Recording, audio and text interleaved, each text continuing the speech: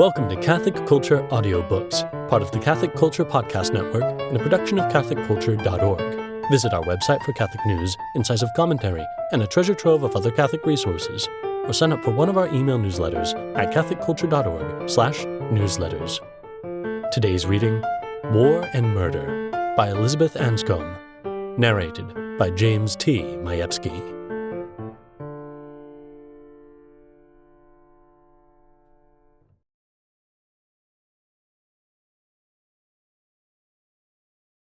War and Murder. The use of violence by rulers. Since there are always thieves and frauds and men who commit violent attacks on their neighbors and murderers, and since without law backed by adequate force there are usually gangs of bandits, and since there are in most places laws administered by people who command violence to enforce the laws against lawbreakers, the question arises: what is a just attitude to this exercise of violent coercive power on the part of rulers and their subordinate officers? Two attitudes are possible. One, that the world is an absolute jungle, and that the exercise of coercive power by rulers is only a manifestation of this. And the other, that it is both necessary and right that there should be this exercise of power, that through it the world is much less of a jungle than it could possibly be without it, so that one should in principle be glad of the existence of such power, and only take exception to its unjust exercise. It is so clear that the world is less of a jungle because of rulers and laws, and that the exercise of coercive power is essential to these institutions as they are now. All this is so obvious that probably only Tennysonian conceptions of progress enable people who do not wish to separate themselves from the world to think that nevertheless such violence is objectionable, that some day, in this present dispensation, we shall do without it, and that the pacifist is the man who sees and tries to follow the ideal course which future civilization must one day pursue. It is an illusion, which would be fantastic if it were not so familiar. In a peaceful and law-abiding country such as England, it may not be immediately obvious that the rulers need to command violence to the point of fighting to the death those that would oppose it, but brief reflection shows that this is so. For those who oppose the force that backs law will not always stop short of fighting to the death, and cannot always be put down short of fighting to the death. Then only if it is in itself evil violently to coerce resistant wills can the exercise of coercive power by rulers be bad as such. Against such a conception, if it were true, the necessity and advantage of the exercise of such power would indeed be a useless plea. But that conception is one that makes no sense unless it is accompanied by a theory of withdrawal from the world as man's only salvation, and it is, in any case, a false one. We are taught that God retains the evil will of the devil within limits by violence. We are not given a picture of God permitting to the devil all that he is capable of. There is current a conception of Christianity as having revealed that the defeat of evil must always be by pure love without coercion. This, at least, is shown to be false by the foregoing consideration. And without the alleged revelation, there could be no reason to believe such a thing. To think that society's coercive authority is evil is akin to thinking the flesh evil and family life evil. These things belong to the present constitution of mankind. And if the exercise of coercive power is a manifestation of evil and not the just means of restraining it, then human nature is totally depraved in a manner never taught by Christianity. For society is essential to human good, and society without coercive power is generally impossible. The same authority which puts down internal dissension, which promulgates laws and restrains those who break them if it can, must equally oppose external enemies. These do not merely comprise those who attack the borders of the people ruled by the authority, but also, for example, pirates and desert bandits, and generally those beyond the confines of the country ruled whose activities are viciously harmful to it. The Romans, once their rule in Gaul was established, were eminently justified in attacking Britain, where were nurtured the Druids whose pupils infested northern Gaul and whose practices struck the Romans themselves as dira imanitas. Further, there being such a thing as the common good of mankind and visible criminality against it, how can we doubt the excellence of such a proceeding as that violent suppression of the man-stealing business which the British government took it into its head to engage in under Palmerston? The present-day conception of aggression, like so many strongly influential conceptions, is a bad one. Why must it be wrong to strike the first blow in a struggle? The only question is, who is in the right? Here, however, human pride, malice, and cruelty are so usual that it is true to say that wars have mostly been mere wickedness on both sides. Just as an individual will constantly think himself in the right, whatever he does, and yet there is still such a thing as being in the right, so nations will constantly wrongly think themselves to be in the right, and yet there is still such a thing as their being in the right. Palmerston doubtless had no doubts in prosecuting the Opium War against China, which was diabolical, just as he exulted in putting down the slavers. But there is no question but that he was a monster in the one thing and a just man in the other. The probability is that warfare is injustice, that a life of military service is a bad life, militia or rather militia as St. Anselm called it.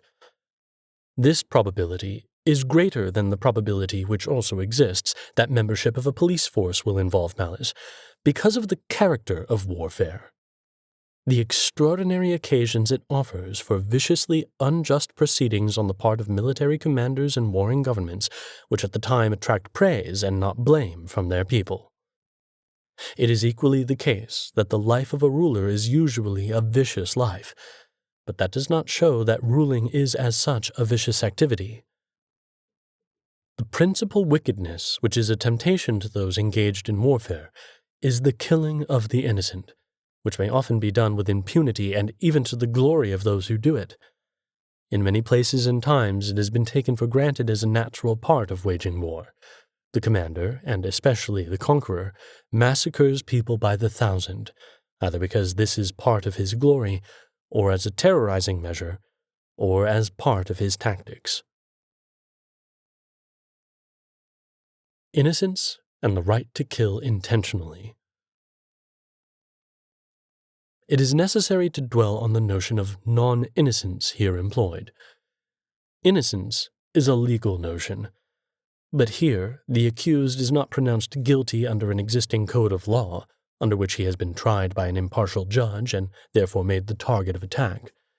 There is hardly a possibility of this, for the administration of justice is something that takes place under the aegis of a sovereign authority, but in warfare, or the putting down by violence of civil disturbance, the sovereign authority is itself engaged as a party to the dispute, and is not subject to a further earthly and temporal authority which can judge the issue and pronounce against the accused. The stabler the society, the rarer it will be for the sovereign authority to have to do anything but apprehend its internal enemy and have him tried. But even in the stablest society, there are occasions when the authority has to fight its internal enemy to the point of killing, as happens in the struggle with external belligerent forces in international warfare. And then the characterization of its enemy as non-innocent has not been ratified by a legal process. This, however, does not mean that the notion of innocence fails in this situation. What is required for the people attacked to be non-innocent in the relevant sense is that they should themselves be engaged in an objectively unjust proceeding which the attacker has the right to make his concern, or, the commonest case, should be unjustly attacking him. Then he can attack them with a view to stopping them, and also their supply lines and armament factories. But people whose mere existence and activity supporting existence by growing crops, making clothes, etc., constitute an impediment to him, such people are innocent, and it is murderous to attack them or make them a target for an attack which he judges will help him towards victory.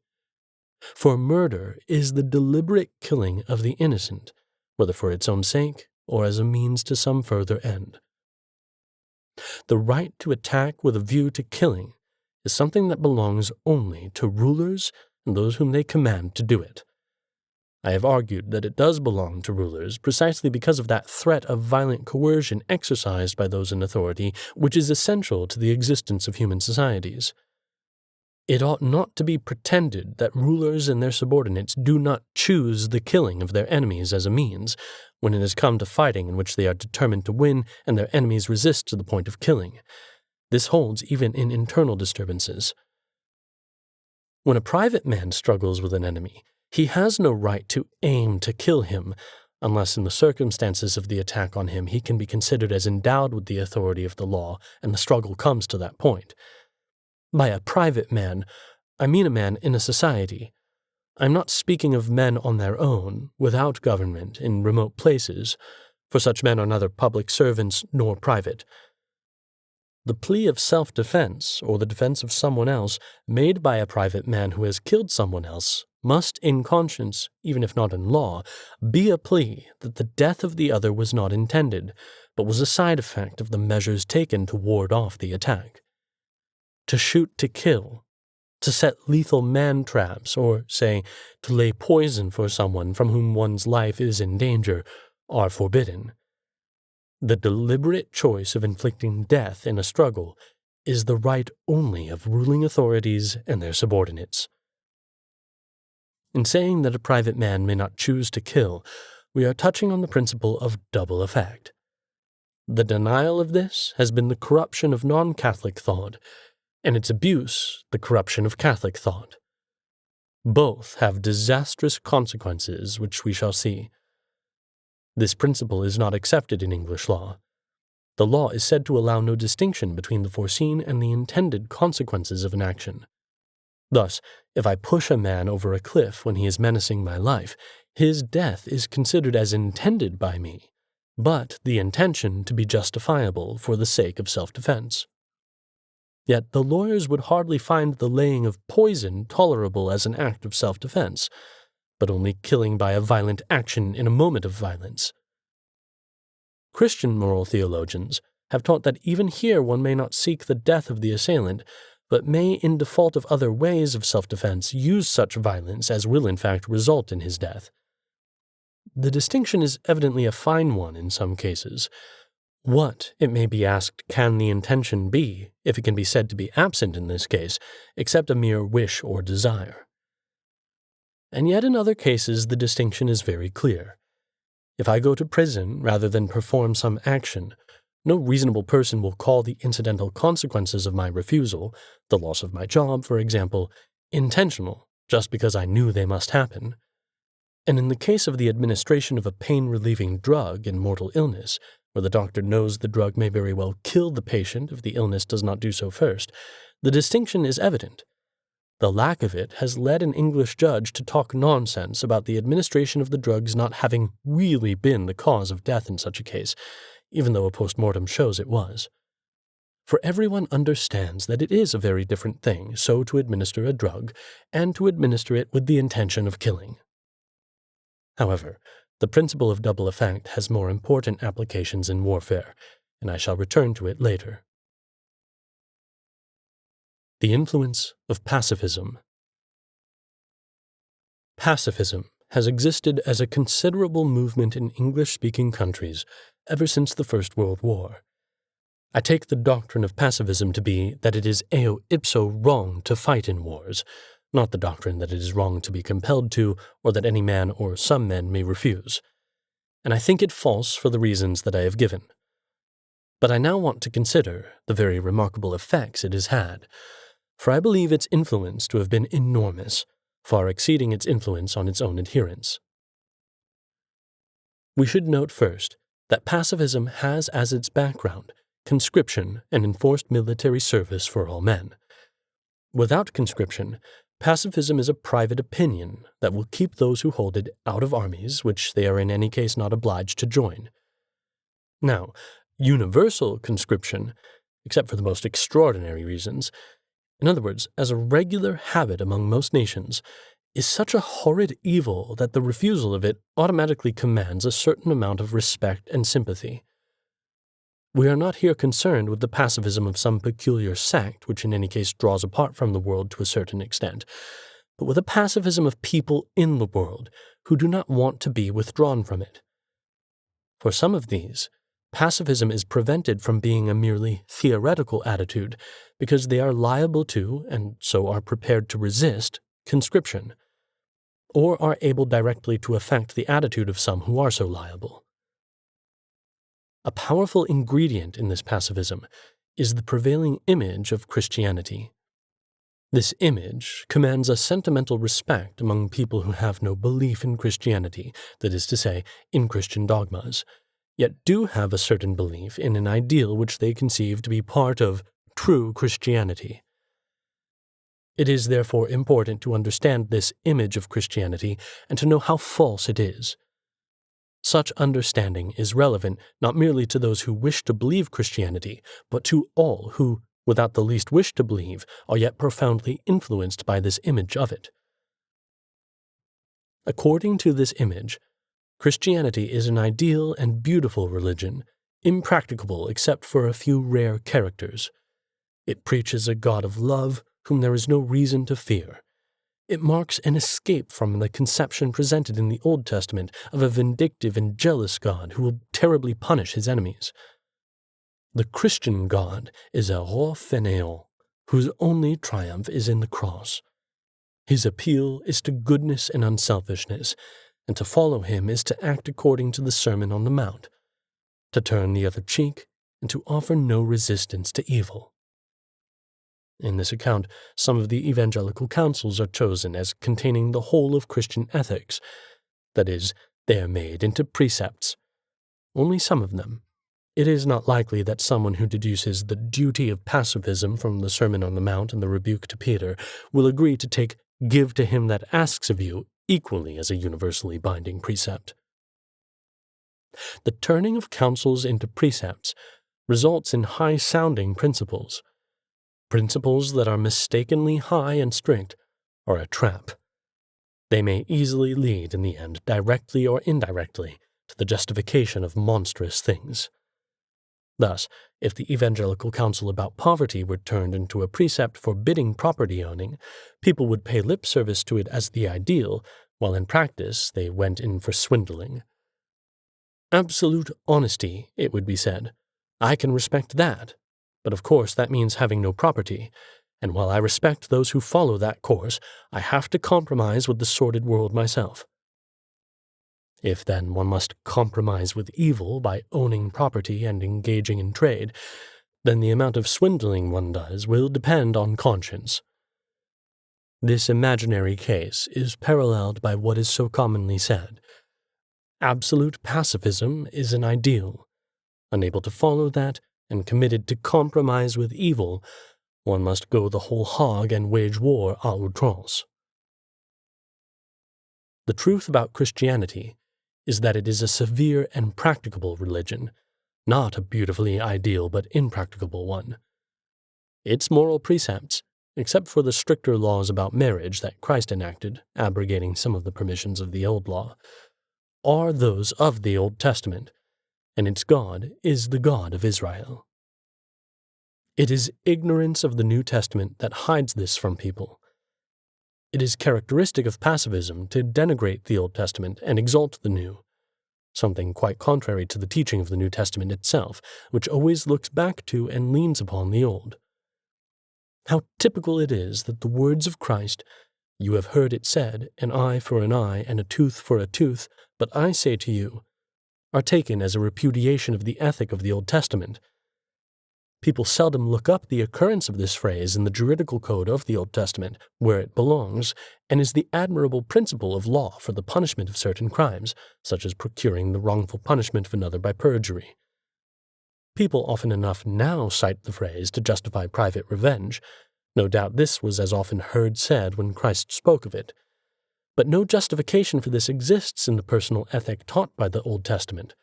On the contrary, what do we find? Seek no revenge, Leviticus 19:18, and If you find your enemy's ox or ass going astray, take it back to him. If you see the ass of someone who hates you lying under its burden and would forbear to help him, you must help him. Exodus 23, 4-5. And if your enemy is hungry, give him food. If thirsty, give him drink. Proverbs 25:21. This is only one example. Given space, it would be easy to show how false is the conception of Christ's teaching as correcting the religion of the ancient Israelites and substituting a higher and more spiritual religion for theirs. Now, the false picture I've described plays an important part in the pacifist ethic and in the ethic of the many people who are not pacifists but are influenced by pacifism.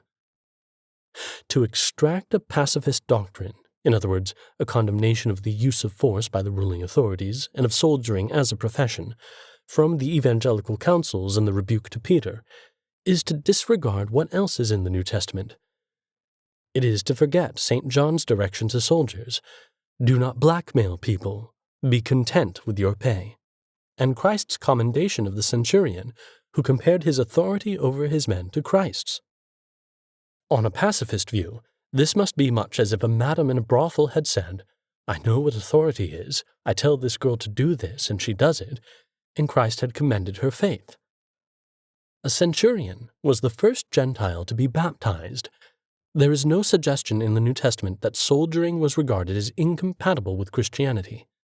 The martyrology contains many names of soldiers whose occasion for martyrdom was not any objection to soldiering, but a refusal to perform idolatrous acts. Now, it is one of the most vehement and repeated teachings of the Judeo-Christian tradition that the shedding of innocent blood is forbidden by the divine law. No man may be punished except for his own crime, and those whose feet are swift to shed innocent blood are always represented as God's enemies. For a long time, the main outlines of this teaching have seemed to be merely obvious morality. Hence, for example, I have read a passage by Ronald Knox complaining of the endless moralizing interspersed in records of meanness, cowardice, spite, cruelty, treachery, and murder, which form so much of the Old Testament. And indeed, that it is terrible to kill the innocent is very obvious. The morality that so stringently forbids it must make a great appeal to mankind, especially to the poor threatened victims. Why should it need the thunder of Sinai and the suffering and preaching of the prophets to promulgate such a law? But human pride and malice are everywhere so strong that now, with the fading of Christianity from the mind of the West, this morality once more stands out as a demand which strikes pride and fear-ridden people as too intransigent. For Knox, it seemed so obvious as to be dull, and he failed to recognize the bloody and beastly records that it accompanies for the dry truthfulness about human beings that so characterizes the Old Testament. Now, pacifism teaches people to make no distinction between the shedding of innocent blood and the shedding of any human blood. And in this way, pacifism has corrupted enormous numbers of people who will not act according to its tenets. They become convinced that a number of things are wicked which are not. Hence, seeing no way of avoiding wickedness, they set no limits to it. How endlessly pacifists argue that all war must be à outrance, that those who wage war must go as far as technological advance permits in the destruction of the enemy's people, as if the Napoleonic Wars were perforce fuller of massacres than the French War of Henry V of England. It is not true. The reverse took place. Nor is technological advance particularly relevant. It is mere squeamishness that deters people who would consent to area bombing from the enormous massacres by hand that used once to be committed. The policy of obliterating cities was adopted by the Allies in the last war. They need not have taken that step, and it was taken largely out of a villainous hatred and as corollary to the policy, now universally denigrated, of seeking unconditional surrender. That policy itself was visibly wicked and could be and was judged so at the time. It is not surprising that it led to disastrous consequences, even if no one was clever and detached enough to foresee this at the time. Pacifism, and the respect for pacifism, is not the only thing that has led to a universal forgetfulness of the law against killing the innocent, but it has had a great share in it. The principle of double effect. Catholics, however, can hardly avoid paying at least lip service to that law. So we must ask, how is it that there has been so comparatively little conscience exercised on the subject among them? The answer is, double think about double effect. The distinction between the intended and the merely foreseen effects of a voluntary action is indeed absolutely essential to Christian ethics. For Christianity forbids a number of things as being bad in themselves. But if I am answerable for the foreseen consequences of an action or refusal, as much as for the action itself, then these prohibitions will break down. If someone innocent will die unless I do a wicked thing, then on this view I am his murderer in refusing. So all that is left to me is to weigh up evils. Here the theologian steps in with the principle of double effect and says, no, you are no murderer if the man's death was neither your aim nor your chosen means, and if you had to act in the way that led to it, or else do something absolutely forbidden. Without understanding of this principle, anything can be, and is wont to be, justified, and the Christian teaching that in no circumstances may one commit murder, adultery, apostasy, to give a few examples, goes by the board. These absolute prohibitions of Christianity by no means exhaust its ethic. There is a large area where what is just is determined partly by a prudent weighing up of consequences. But the prohibitions are bedrock, and without them the Christian ethic goes to pieces. Hence the necessity of the notion of double effect. At the same time, the principle has been repeatedly abused from the 17th century up till now. The causes lie in the history of philosophy. From the 17th century till now, what may be called Cartesian psychology has dominated the thought of philosophers and theologians. According to this psychology, an intention was an interior act of the mind which could be produced at will. Now, if intention is all-important, as it is, in determining the goodness or badness of an action, then on this theory of what intention is, a marvelous way offered itself of making any action lawful. You only had to direct your intention in a suitable way. In practice, this means making a little speech to yourself. What I mean to be doing is... This perverse doctrine has occasioned repeated condemnations by the Holy See from the 17th century to the present day. Some examples will suffice to show how the thing goes. Typical doctrines from the 17th century were that it is all right for a servant to hold the ladder for his criminous master so long as he is merely avoiding the sack by doing so, or that a man might wish for and rejoice at his parents' death so long as what he had in mind was the gain to himself, or that it is not simony to offer money not as a price for the spiritual benefit, but only as an inducement to give it.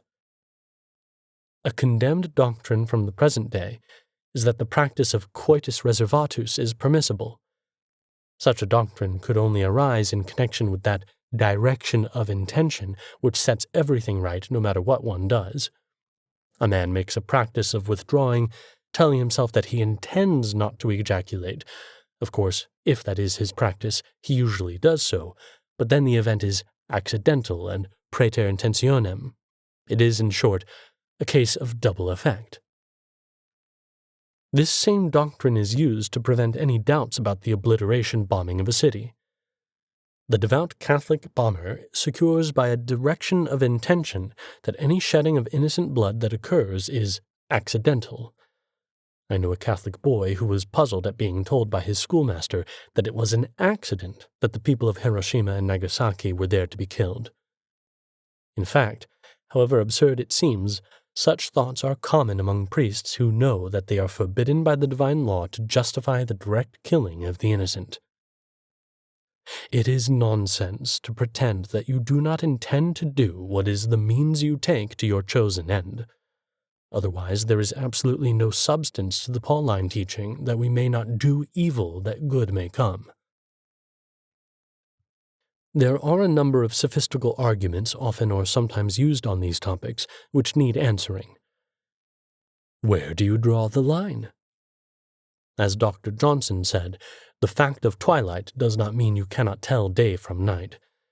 There are borderline cases where it is difficult to distinguish in what is done between means and what is incidental to, yet in the circumstances inseparable from, those means. The obliteration bombing of a city is not a borderline case.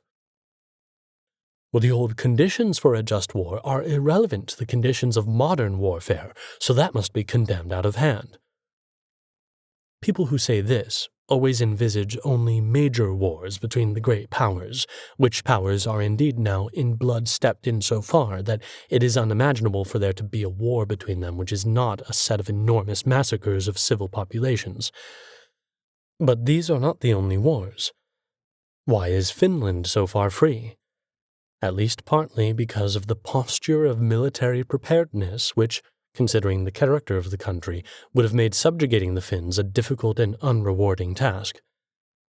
The offensive of the Israelis against the Egyptians in 1956 involved no plan of making civil populations the target of military attack. Well, in a modern war, the distinction between combatants and non-combatants is meaningless, so an attack on anyone on the enemy side is justified. This is pure nonsense. Even in war, a very large number of the enemy population are just engaged in maintaining the life of the country, or are sick, or aged, or children. Well, it must be legitimate to maintain an opinion, namely, that the destruction of cities by bombing is lawful, if this is argued by competent theologians and the Holy See has not pronounced. The argument from the silence of the Holy See has itself been condemned by the Holy See. Denzinger, 28th edition, 1127. How could this be a sane doctrine in view of the endless twistiness of the human mind? Whether a war is just or not is not for the private man to judge. He must obey his government. Sometimes this may be, especially as far as concerns causes of war. But the individual who joins in destroying a city, like a Nazi massacring the inhabitants of a village, is too obviously marked out as an enemy of the human race to shelter behind such a plea. Finally, horrible as it is to have to notice this, we must notice that even the arguments about double effect, which at least show that a man is not willing openly to justify the killing of the innocent, are now beginning to look old-fashioned. Some Catholics are not scrupling to say that anything is justified in defense of the continued existence and liberty of the Church in the West. A terrible fear of communism drives people to say this sort of thing. Our Lord told us to fear those who can destroy body and soul, not to fear the destruction of the body, was blasphemously said to a friend of mine, meaning, so we must fear Russian domination more than the destruction of people's bodies by obliteration bombing. But whom did our Lord tell us to fear when he said, I will tell you whom you shall fear, and fear not them that can destroy the body, but fear him who can destroy body and soul in hell? He told us to fear God the Father, who can and will destroy the unrepentant disobedient, body and soul, in hell. A Catholic who is tempted to think on the lines I have described should remember that the Church is the spiritual Israel. That is, that Catholics are what the ancient Jews were, salt for the earth and the people of God, and that what was true of some devout Jews of ancient times can equally well be true of us now. You compass land and sea to make a convert, and when you have done so, you make him twice as much a child of hell as yourselves. Do Catholics sometimes think that they are immune from such a possibility? That the Pharisees, who sat in the seat of Moses and who were so zealous for the true religion, were bad in ways in which we cannot be bad if we are zealous? I believe they do. But our faith teaches no such immunity. It teaches the opposite. We are in danger all our lives long. So we have to fear God and keep His commandments, and calculate what is for the best only within the limits of that obedience, knowing that the future is in God's power, and that no one can snatch away those whom the Father has given to Christ. It is not a vague faith in the triumph of the Spirit over force, there is little enough warrant for that, but a definite faith in the divine promises that makes us believe that the Church cannot fail. Those, therefore, who think they must be prepared to wage a war with Russia involving the deliberate massacre of cities, must be prepared to say to God, "We had to break your law, lest your Church fail. We could not obey your commandments, for we did not believe your promises."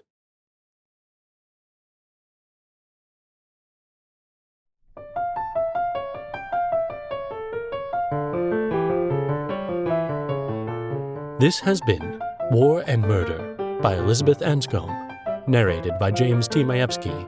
Production copyright 2025 by Trinity Communications.